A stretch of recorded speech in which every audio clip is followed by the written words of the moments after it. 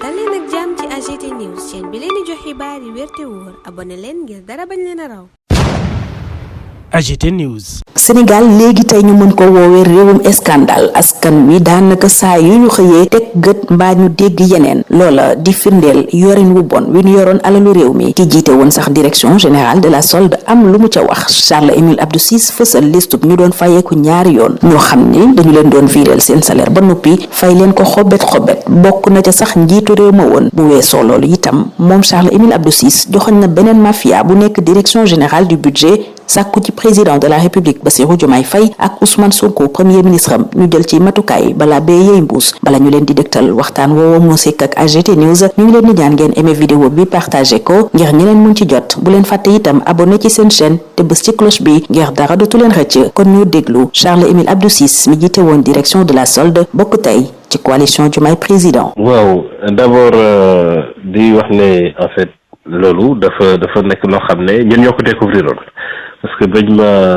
nommé solde 2017 ci la démarré audit yi ba ma defee audit yi ma gis ne vraiment bari na ay anomalie bari na ay njuuj njaaj bari na daal vraiment yoo xam ne nit ñi dañ ko daan def quoi te kenn du ci wax donc bi ma defee audit yi ci laa commencé di jël mesures yi ñi nga xam ne dañ daan jot ay double salaire ak yooyu ay rappel ñu leen koy jox di joxaat yëpp ñu kii leen ñu obligé la ñu remboursé ko ba mu jeex takk ñi nga xam ne aussi dañu nekkoon di laaj ay avance bu ma la fayee nga jox ma 10% 20% ñooñu aussi ñu identifier lañ dax lañ ba loolu weesoo bon yenn kilifa yi nag bëgg ñu woon audit yi continuer moo war lan yenn sabotage yi.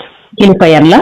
voilà ñi fa nekkoon directeur budget ministre des finances dañu naan audit yi dafay tiital nit ñi daal dafay tiital liggéeykat yi. wala déet mënu nekk ci bërëbu liggéey te doo def audit loolu dafa bokk ci liggéey bi donc ci la continuer audit yi mais comme booy liggéey ci dara amoo soutien ñi nga xam ne ñoo lay taxaw da ngay fexe en fait wut yenn solution yi donc bi cour bi ñëwee ci diggante bi audit yi ma defoon yëpp ma jël ko jébbal leen ko. Cour des comptes Cour des comptes voilà comme ça ñu gën la may doole. ndax Cour des comptes bu ko waxee ne changement dafa war a am lii dañ ko war a def yaakaar naa kenn du ci teg baat loolu taxoon audit yi ma defoon yëpp ma jël ko jox ko Cour des comptes mais loo xam ne la defoon naa ko bu yàgg depuis 2017.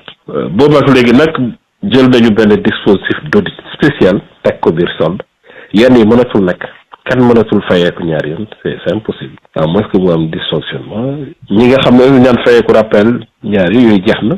yooyu dispositif d'audit mensuel la ñuy wax de mensuel nekkatul ay at mensuel chaque mois ñu def audit ci wàllu aussi ñëpp ñuy fayeeku léegi ci rappel yi dañ koy publier xaw ma ndax xam nga site e-solde enseignants yi xam nañ ko agent de l'état yi képp ku fayeeku rappel léegi dañ koy publier foofu nga defar nañu aussi benn application bu ñuy wax Safi seen réclamation Safi daf lay permettre nga mën a def say réclamation en ligne ndax loolu dafay tax courtier yi ñu nekkoon ci diggante bi di laaj ay 10% 20% mënatuñu def dara d'ailleurs ñu ci bari identifié nañ leen ba vraiment dàq leen wala ñu fexe en tout cas vraiment yoon teg leen loxo donc solde dañ ko raxase ba mu pare rek ba lépp rafet ci la ñu doog a am vraiment benn certitude ne am na yoo xam ne mënatul nekk mais service bi nga xam ne léegi moom la ñu war a saytu.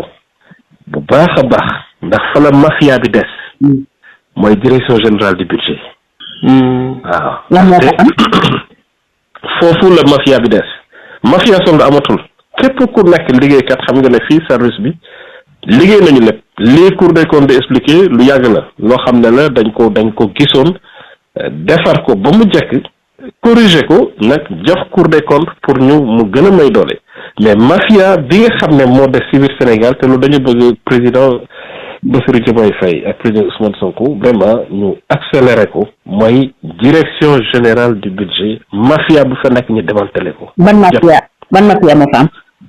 mafia mais ci wàllum bon d'engagement yi parce que da ngay gis ne ci bon d'engagement yi da ngay bëgg di def ay say bon d'engagement ñu lay laaj 10% 20%.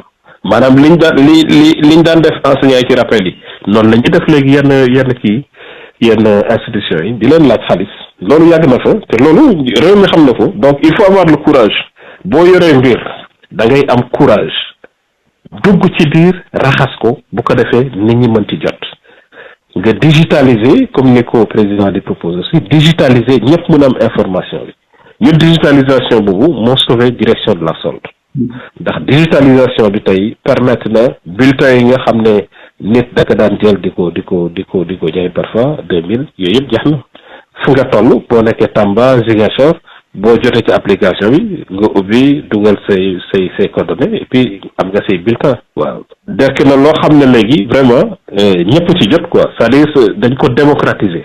donc ñu insister aussi sur la digitalisation mais j'insiste ñu lutter combattre vraiment la corruption au niveau de la direction générale du budget. est-ce que ci ñi doon fayeeku du salaire ñu ko Libération bindee mën nañ ko déggee noonu que ku mel ni njiitu réew mi bokkoon na ci.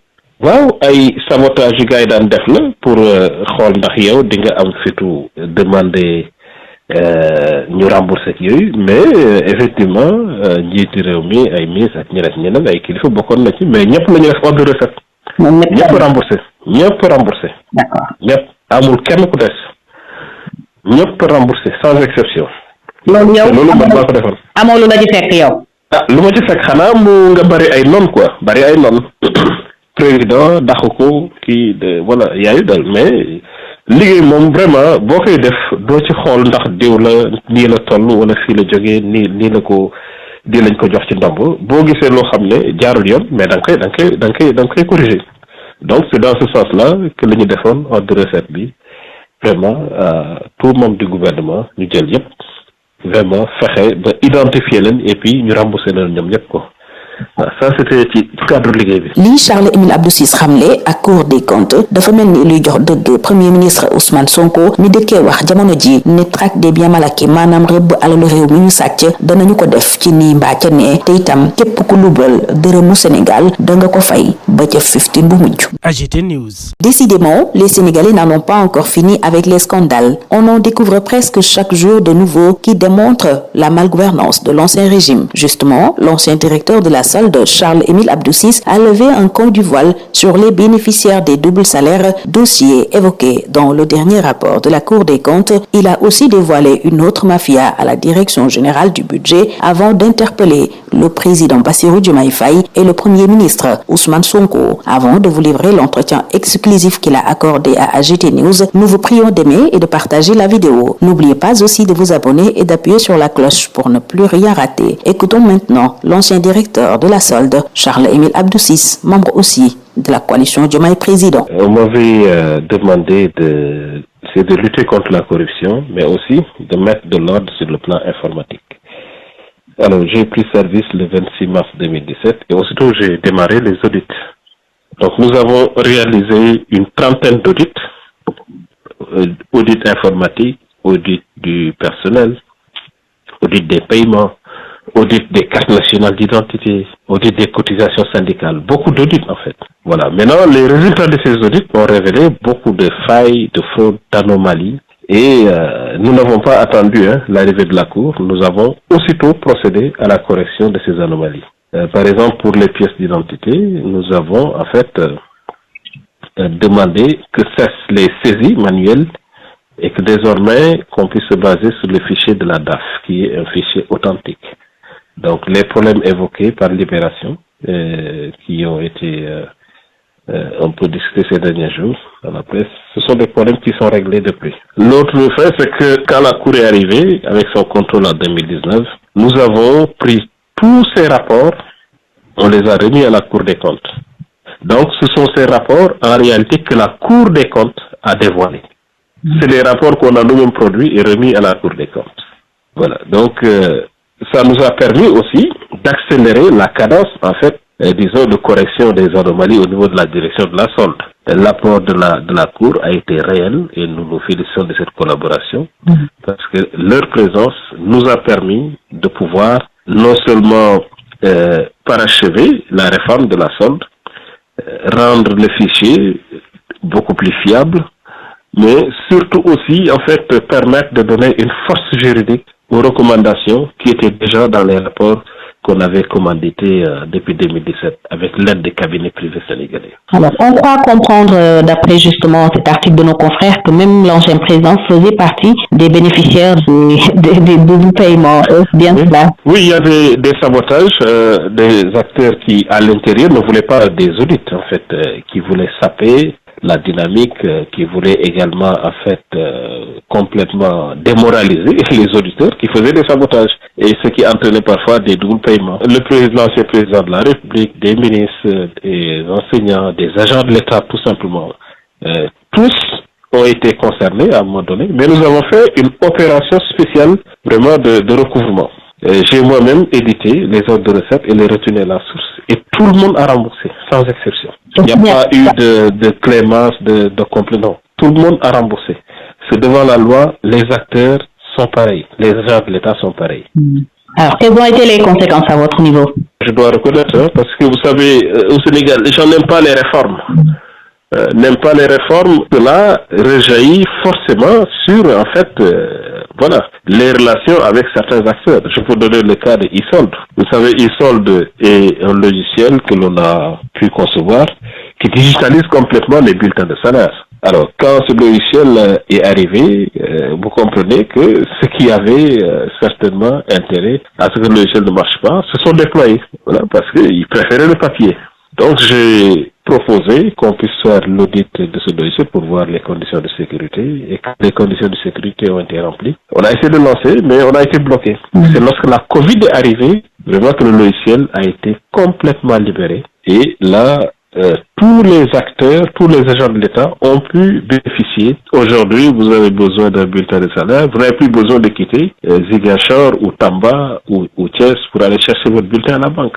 Dans votre machine ou dans votre portable, vous avez en fait toutes les informations relatives à votre salaire. Vous avez aussi en fait la possibilité de déposer des prestations familiales à distance. Vous avez la possibilité de faire des réclamations via le chatbot Safi. Et plein d'autres possibilités. Vous parliez tout à l'heure de mafia aussi au niveau de la direction générale du budget. De quoi s'agit-il? Bon, je disais qu'il y a des choses en fait sur lesquelles il y a des tabous. Les gens n'en parlent pas. Mais le même système qui existait à la solde que j'ai éliminé avec l'aide de mes collaborateurs, ce système-là existe au niveau des bons d'engagement. Vous avez des bons d'engagement, vous faites des engagements, tout le monde est au courant. Vous avez devant vous parfois des acteurs qui vous réclament, mais des 10%, des 20% pour faire passer votre bon d'engagement. Voilà, vous avez en réalité un système de raquettes comme celui qui existait à la solde qu'on a démantelé. C'est quand je dis, il faut que les autorités vraiment accélèrent le processus de démantèlement de ces raquettes budgétaires. Cela permettra de libérer l'ensemble des départements ministériels, de faciliter aussi l'exécution du budget. Ces révélations de l'ancien directeur de la solde semblent ainsi donner raison au Premier ministre Ousmane Sonko, qui promet que la traque des biens mal acquis se fera et tous les coupables de détournement de deniers publics rembourseront jusqu'au dernier centime. AGT News.